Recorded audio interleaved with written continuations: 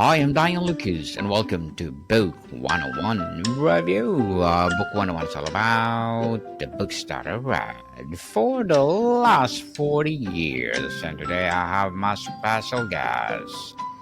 She is the advocate behind the numbers, guiding small businesses from confusion to control. No other than Miss Gale Sciascia. Welcome, Miss Gale on Book 101 Review. And can you please introduce more about yourself that I missed? Sure, and thank you for having me, Daniel. I am Gale Sciascia, co-founder of Shasha Tax Retirement. I'm a federally licensed enrolled agent. My husband and I started Shasha Tax Retirement. We bring a combined 42 years of experience from our collective fields, encouraging and helping the middle class receive the treatment that we see some of the most elite and wealthy people receive with their finances and tax strategies. Ms. Gale Sciascia, thank you so much for sharing your knowledge and wisdom to the world. Hoping for more and more empowering business to come. So let's talk about the unique value and insights that come from combining an expertise in tax finance and strategic planning.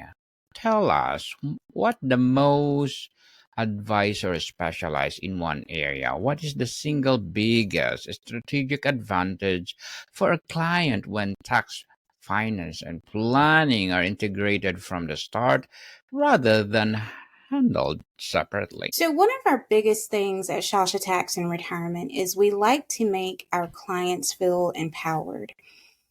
We noticed that across the board, many of our clients were afraid to ask questions or they didn't have an understanding that we thought they needed. And so we always want to bring clarity. We always want to leave the client feeling more knowledgeable and feeling like they own their finances. And so what we have found is we treat it more proactively instead of retroactively, which is what a lot of people tend to do. They look at taxes at the end of the year, but then you leave a lot of money on the table, right? When you don't strategically plan. So we solve for that.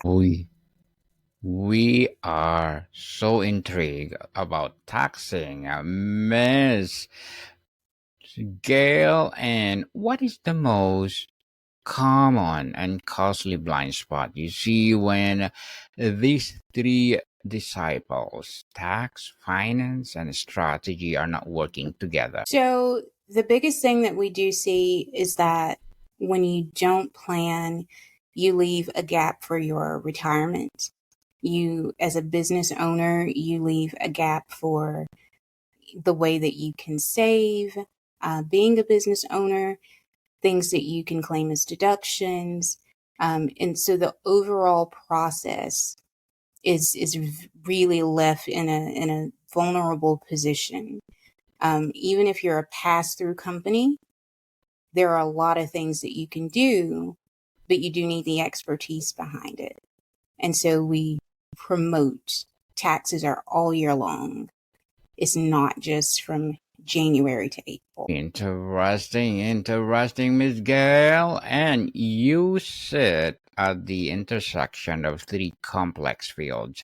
How do you translate the often conflicting advice from separate specialists into cohesive, optimized plan for a client? So one of the things that you really have to do is you have to get to know your client. And one of the things that we found is for a lot of our clients, information that they've shared with other advisors has been very surface level.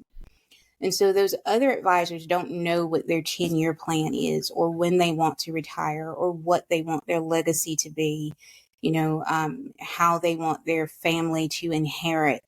And so we dig into those things and we are able to give better advice, create a better structure, and give them a comprehensive plan for what they envision for their future. And that really sets us apart, and it keeps them from being a number.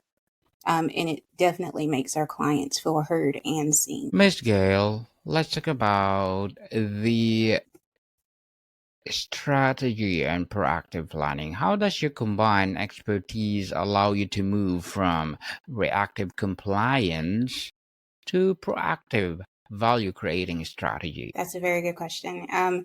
So what we like to do, we have worksheets that we go through with our clients. Again, we get to know them as people. We get to know their businesses and the nuances. And that way we kind of keep an eye on it for them. We also encourage communication. And so it's a regular thing for us. If our client is thinking of buying a building for their practice, that's something they would call us and talk to us about so that we could prepare them for what that tax implication is going to be. Same as if they're selling a rental home. So we encourage our clients to keep communication with us so that we are proactive with them and we're guiding them in their decisions, and it's not an afterthought where we can't plan for what the consequence may be. Miss Gale, how do you use financial modeling and tax forecasting to run?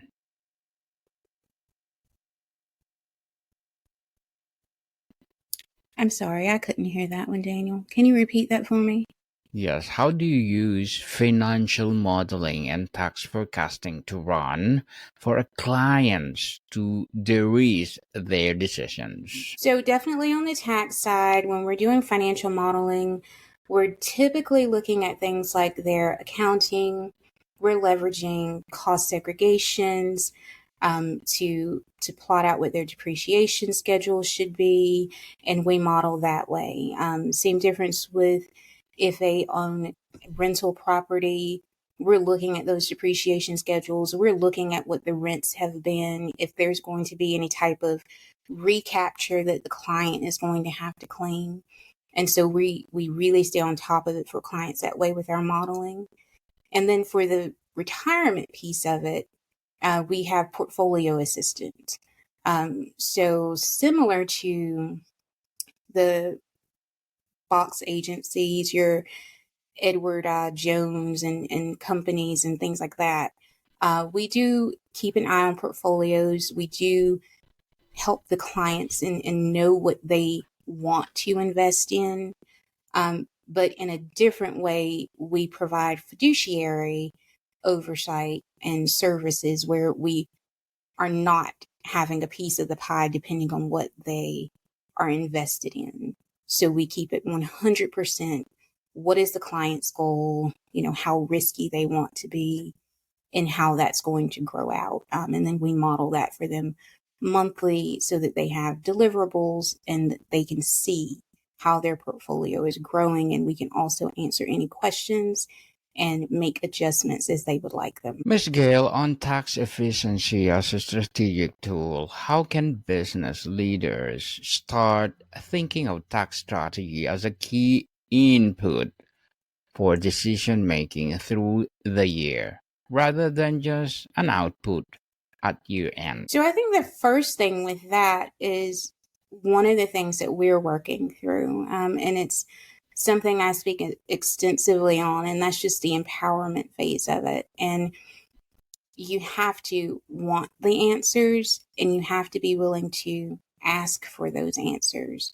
As I've touched on before, I think a lot of the business owners that we have come into contact with have been very timid when it came to asking questions of their financial advisors. And the first step to being on top of it and integrating it is being willing to ask those questions and having an expectation that you will receive an answer. Indeed. And tell us, how does the early strategic choice of business through, let's say, ripple through every subsequent financial and tax decision, and why is it so critical to get right? Well, I think your financial decisions really determine the health of your financial life as an individual. It definitely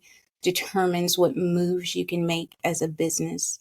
It determines how your bills are paid. It determines if you are able to receive a loan. It determines how your company is positioned if you would like to sell it, or if you need additional capital.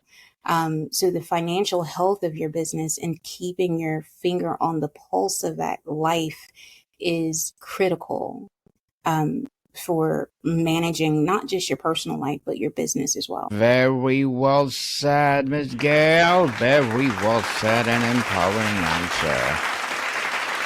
On finance and capital allocation, how does your tax background change the way you view a company through cash flow and capacity for reinvestment, debt repayment, or owner distributions? So we always start, we like to go through the books of a client. We want to make sure that they are set up properly from start to finish. And so one of the things that we typically do when we take on a new client is we do look at how they're structured, because that is one of the big areas that I see that is not always positioned properly. And so that's where we start. And then we go through their finances. We look at their banking history. We see how their books are closing, and we help them build out whatever is needed, really, to make sure that they are positioned properly and to make sure that they are in order and in compliance. Very well said again. Miss Gale, how do tax deduction on interest expense influence your strategic advice on using debt as a tool for growth versus equity financing? So I think a lot of people approach debt as a bad thing. As a business, debt is not always bad. And so, again, you have to look at the health of a company. I think maybe it was Kevin O'Leary that said it best. When he buys a building, he has the pasta and the meat. And so when he buys a pasta building, he has to make sure that he has enough buildings that are meat, which means bringing in capital, bringing in revenue to handle the payments on the pasta building. So the pasta buildings are actually his passion projects. And so we look at things in kind of the same lens, as far as when debt is good and when it's not. We want to make sure everyone's companies are healthy and able to support the debt that it's taking on. And so we are in constant reevaluation, to make sure that our clients are positioned properly. Miss Gale, let's talk about for business owners and executives. How do you use this combined expertise to help business owners prepare for sale years in advance to maximize their after tax proceeds? One of the things that we do, is we benchmark, and this is really part of what Michael does, but we benchmark for the companies to make sure retirement plans are maximized, be it union, non-union, if they can contribute more, if they don't have employees. So we look at all of those things to make sure all tax savings, are applied and are giving the maximum savings, for that client. Powerful, powerful strategy indeed. And for business owners, the line between personal and corporate finances is blurred. How do you navigate strategies like retirement planning, investments, and estate planning within this overlap? So the first thing, you're very right. The lines are definitely blurred. And to parrot a earlier touching point, we go through compliance with our clients. And I don't think a lot of people understand that when they have a small business, an LLC, how quickly blurring that line can pierce their corporate veil. And so that's where we start with that. We want to make sure everyone is in compliance. Everything is set up properly. And then from there, we merge those by, excuse me, we merge those by taking it very strategically and step by step. And we walk through what savings are, where we can dig deeper, how aggressive we want to be, and then how we can fold that into retirement. We go at it in a home office perspective where if you need an estate, we vet that person for you. We vet that attorney for you to make sure their skill set matches the qualifications and the needs that you have as a business or an individual. And we bring those people in for you so that there is a cohesive understanding of what you want your financial picture to be. Excuse me. And then we can put those pieces into place for you. So be it a realtor, a banker, mortgage broker, estate attorney, we find those pieces for you and we make sure that the credentials and the experience needed for that particular situation is in place so that those pieces can fall together cohesively and that we can all work together for the best tax picture for the client. Miss Shasha, as a founder, what are your short-term and long-term goals? Well, we really had a focus on, the middle class. We saw a lot of deficiency in that area. And I started this journey wanting to make sure the same services were afforded. And I realized very quickly I didn't want to do it without my husband. He's very brilliant at what he does. And it made perfect sense for us to merge our respective talents to fill this gap. So we like to say tax and retirement go hand in hand because it really does. And it should be treated that way. So our long-term goals are definitely to put more entrepreneurs and middle-class families in a position that they would like to be in, where they feel confident in their financial lives. Good luck to your goals, Miss Gale, and looking forward for more success. And can you give a piece of advice for those people out there who want to be entrepreneur like you? Well, it's definitely not easy, but it is a passion for both myself and my husband. So I think the first thing I would say is make sure it's something you like. And maybe that way it won't feel like so much of a job. But definitely choose something that you like and be willing to work very hard for it because it's definitely not easy. Not easy, people. The road of being entrepreneur is not easy. There is ups and down and ups for sure. It's very rewarding. Yes, but rewarding. Very rewarding, but not easy. Yes, that is the results rewarding. So, Miss Gail, thank you for that advice. And can you please recommend a book or books that influence your journey? So one of the books that I just recently read was Never Split the Difference. It is a high stakes negotiation book, if you will, written by a former FBI agent.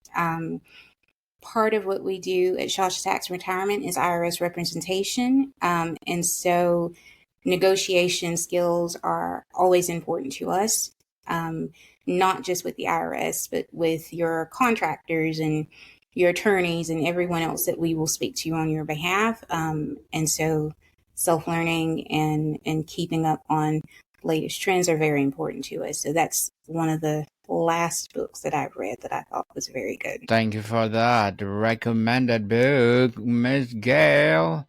And tell us, beyond the numbers, what is your process for understanding a client's deepest goals and fears to ensure the financial and tax strategy truly serve their life vision? So again, very much empowerment, in asking questions, getting to know that client. And I speak so much on empowerment because the more that we let the client know that we want to hear their voice, the more they open up and tell us what they're really wanting for their future. And that definitely helps us plan better for them. It helps us give them better advice, and it helps them get to a spot where they are happy and comfortable a lot quicker. Be and comfortable. I like that, Miss Gale. In an era of economic uncertainty and potential tax law changes, how does your strategic planning incorporate flexibility and contingency for the unknown?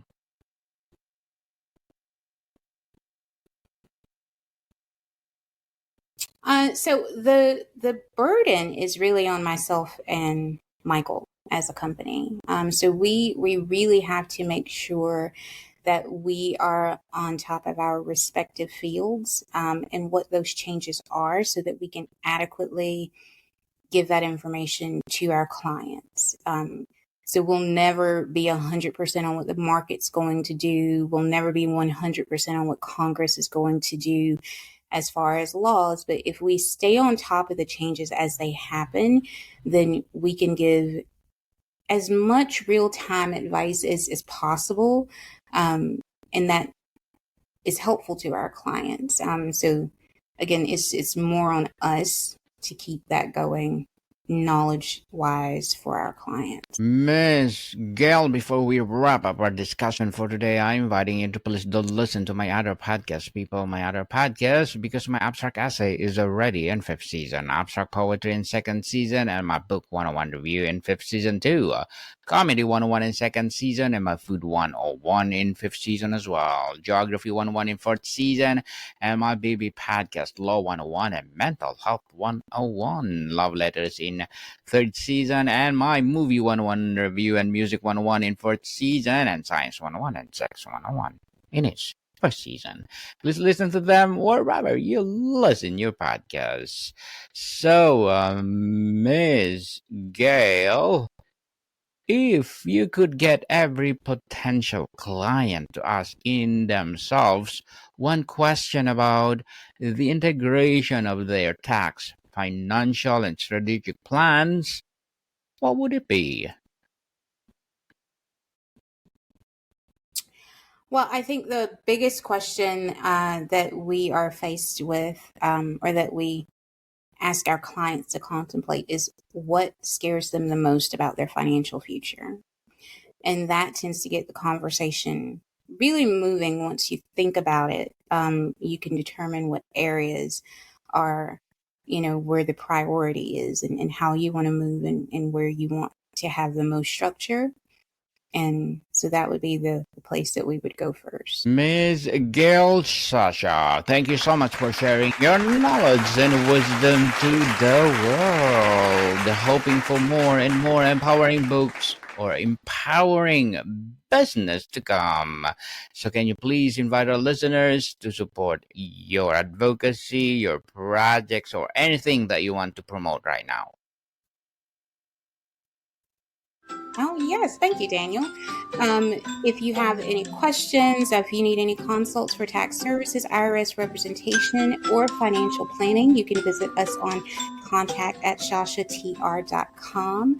Also, if you would like to receive our Beyond Compliance, which is 5 elite tax strategies to unlock growth and build wealth, also visit contact@shashatr.com, and we will email that to you, and you will also receive priority access to our upcoming tax strategy masterclass. Yes, people, let's support Miss Gale Sciascia, because if you support her, for sure, more and more and more empowering business like this to come, more and more empowering entrepreneurs to come. So, Miss Gale, thank you so much for your time. Thank you, Daniel. More to come, people. See you soon.